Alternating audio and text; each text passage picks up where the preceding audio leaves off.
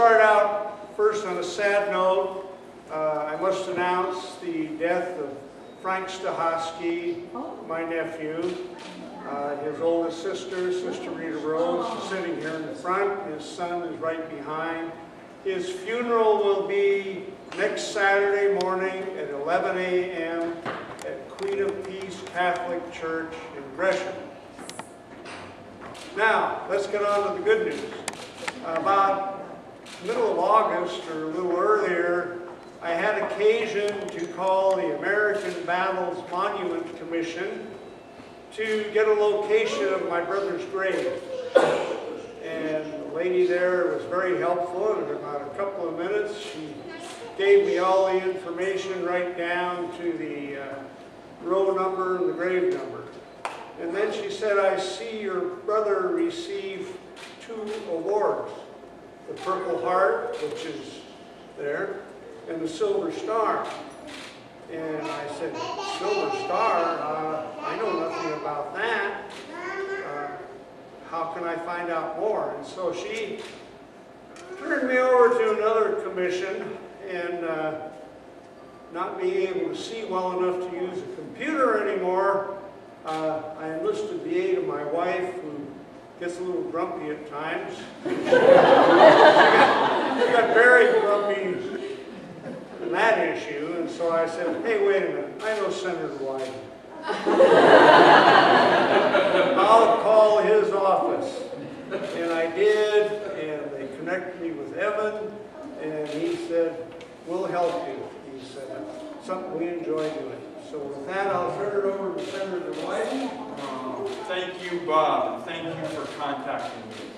This is a wonderful occasion, and I'm not going to give you a filibuster on Sunday morning. There's a special reason why I'm giving a little bit shorter talks than I used to. I was home, recently, and I was meeting with the senior citizens, and I was directing the Great Panthers back in the days when I had a full head of hair and good looks.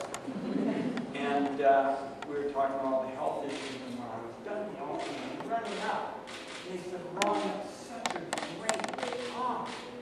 Wow, that was wonderful, so great.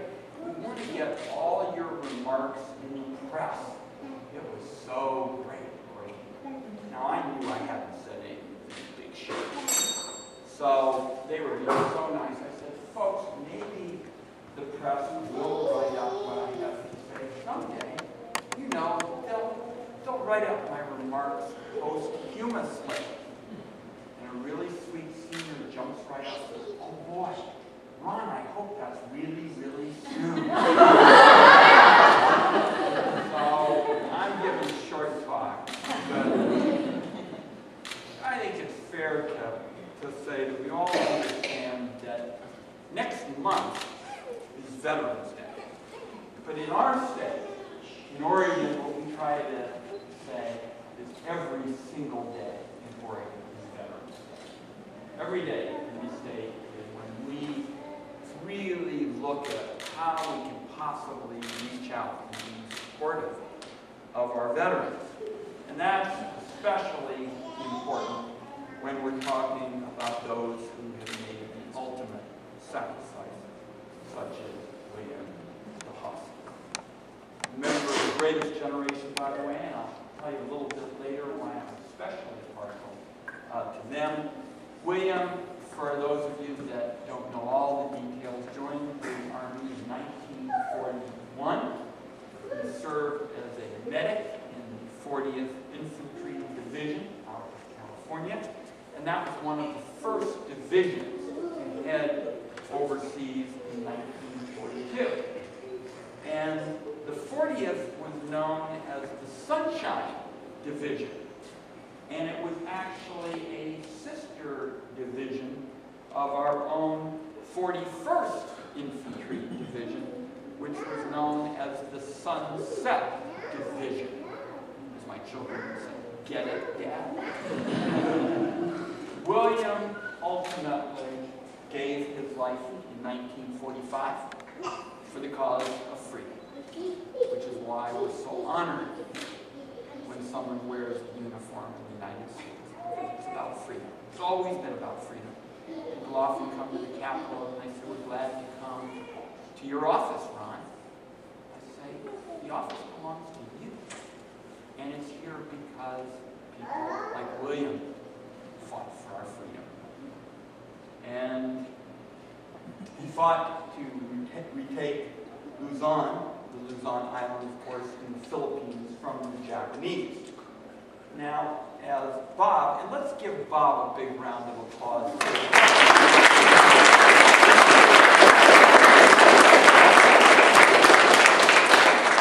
You should know that Bob's been doing good deeds for a long time. I remember him when he lived up here. He was always helping us on Fernwood and all those kinds of issues.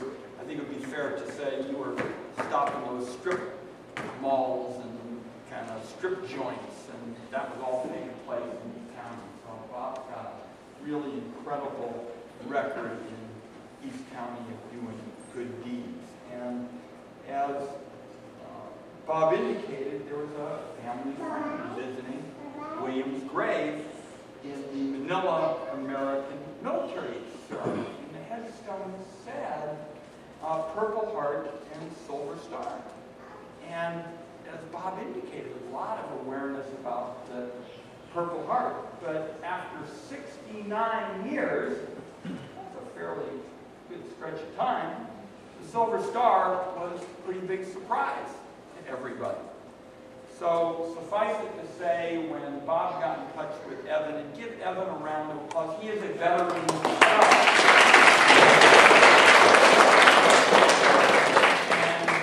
Swung into action and talked to all the relevant agencies. Let me just give you a little bit of a sense of Evan talked to the National Personnel Records Division and the Army, but the National Personnel Records Center, I guess it's technically called, they confirmed William's records. So then the National Personnel Records Center forwards the official citation and the pertinent records to our office. And then we swung back into action, or more specifically, Evan did a great job. He was talking to all of us about what he's doing. He then talked to the Army, and the Army forwarded the medals to our office. But suffice it to say that it's not exactly a close call to swing into action for someone like William, who did so much for our country. Crawling 200 yards, just imagine that, crawling 200 yards through heavy enemy machine gun and mortar fire to administer first aid to a wounded soldier. There he is, crawling, folks, in order to help another who's been wounded. So this is really a very, very important and special day.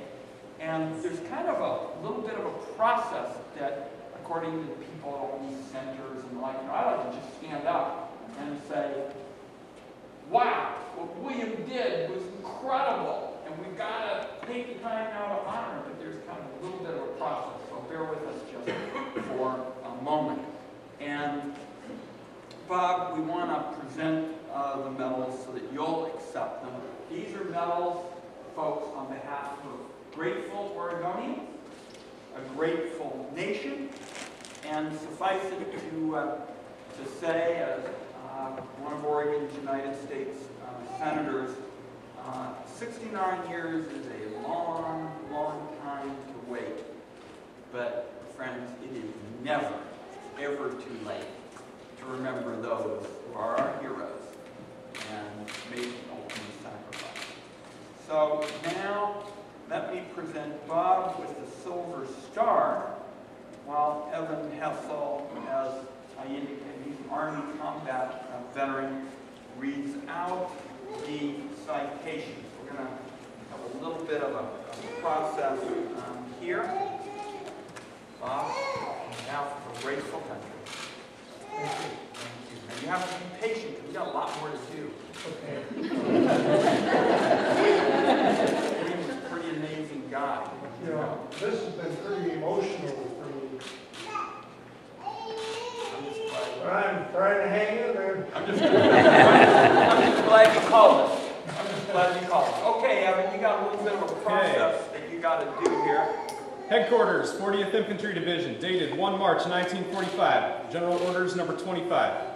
By direction of the President, under the provisions of the Act of Congress, 9 July 1918, a Silver Star is awarded by the Commanding General, 40th Infantry Division, to Technician 4th Grade William Stochosky, Medical Corps, United States Army, for gallantry in action near Bamban, Luzon, Philippine Islands, on 24 January 1945. Without regard for his personal safety and at the risk of his life, Technician 4th Grade Stochosky crawled approximately 200 yards through heavy enemy machine gun and mortar fire to where a wounded soldier lay. He administered first aid and remained with the wounded man until friendly fire permitted a withdrawal. Technician 4th Grade Stochosky then called forward a litter squad and assisted in the evacuation of the patient by command of Major General Brush. Evan, thank you. Now, as all of you know, William won a number of other awards for his service. And Evan, I'd like to present those to Bob now, and Evan's got some more remarks and important comments. The Asiatic Pacific Campaign Medal with 1 Bronze Service Star is being presented to recognize William's service in the Luzon campaign in the Asiatic Pacific Theater. The World War II Victory Medal is awarded to U.S. service members who served during the war. The Meritorious Unit Commendation is awarded to an entire unit for exceptionally meritorious conduct during at least 6 continuous months in combat. This is the unit equivalent of the Legion of Merit Medal awarded to individual soldiers. In this instance, was awarded to Williams' unit for actions in the Philippines. The Honorable Service Lapel Button, also known as the Ruptured Duck, which is the small little gold device, is awarded to U.S. service members who honorably served in World War II. All right. I'm just going to make one last point, and I was thinking about it, coming over this morning. My dad was also a member of the greatest generation. He was not crawling like William was to help the wounded medic, but just pass on the story very quickly. My parents fled Nazi Germany in the 30s. Not all got out. We lost family in Stalingrad and Theresienstadt. My dad came to this country and literally kissed the earth, that he was in the best, freest, most open place anywhere. And my dad looked a lot different than me. He was short, he had really flat feet, and he was pudgy. And he wanted to serve. He wanted to serve America, because America had done so much to give him the opportunity and his family for a new life. Well, the military wasn't really wild about taking Peter White in World War II, because he had these horribly flat feet, and he was overweight, he was short. But my dad had taught himself English when he came very quickly, and he still remembered German. So my dad wrote the propaganda pamphlets that we dropped on the Nazis, telling them that they had to give up. It was hopeless. They were all going to freeze, and Hitler didn't care about them, and nobody cared about them. They didn't ever see their family. I have some of these pamphlets. I have them translated so that we can show, our kids and hopefully someday. So to be here to pay tribute to William Stochosky, someone who gave so much to our country, literally crawling to help, the wounded at a time when I think one can only imagine how difficult it was. This is a real privilege. Made me think a bit about my dad early this morning, and to be able to take part in such a wonderful event. I guess we have family from at least 3 states, maybe more. This is really special. Today, we've got generations generations. For generations. And all of them are going to be able to say they were part of this ceremony where a very brave American thought about others, thought about freedom, thought about what makes our country so special, gives us the opportunity later in the day to do whatever we want because we're in the freest country on earth. So to have a chance to be with all of you today really is important. Evan, of course, the combat veteran, deserves an enormous amount of credit to consult with us every step of the way. But thank you all for coming. Thank you for giving us a chance to reflect a bit on William, and for Bob for stepping up. And in our country, particularly, it's Veterans Day next month. In our country, and as Oregonians, we say every single day is Veterans Day. And that's what today's all about. Thank you all. God bless.